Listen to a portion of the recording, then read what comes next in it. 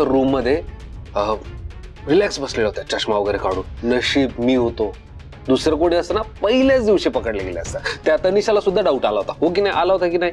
अच्छा, म्हणजे मी वेषांतर करून गेले त्याचं काहीच नाही. मी इतकी मेहनत केली, इतका गेटअप केला, त्याचं काहीच नाही. नाहीच आहे.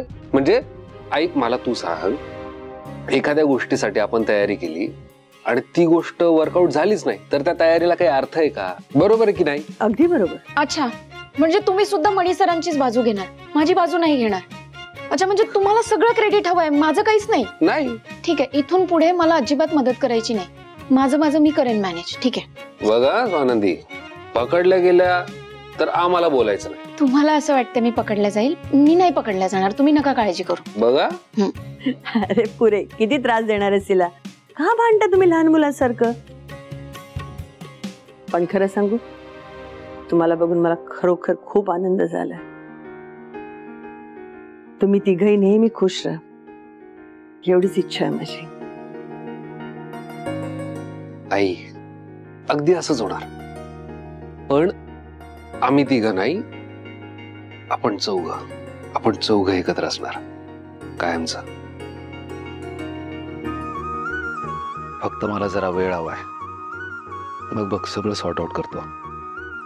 ऐकलंस का तुझे बाबा काय म्हणाले ते?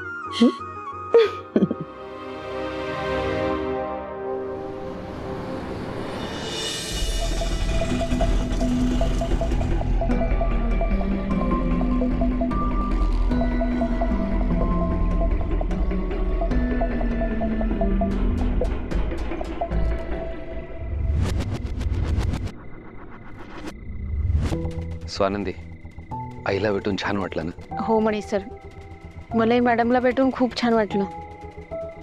त्या खूप काळजी करत होत्या आपली. बरं, अर्जुन सोबत खेळल्यानंतर ती एकदम समाधानी वाटत होती. अर्जुनही त्याच्या आजी सोबत खेळला आणि खेळून खेळून दमून झोपला. बघा किती छान झोपलाय.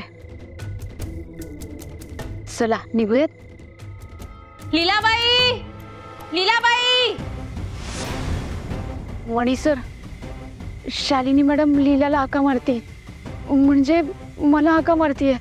त्यांना डाऊट तर आला नसेल की मी बाळाला घेऊन कुठे बाहेर तर नाही गेली.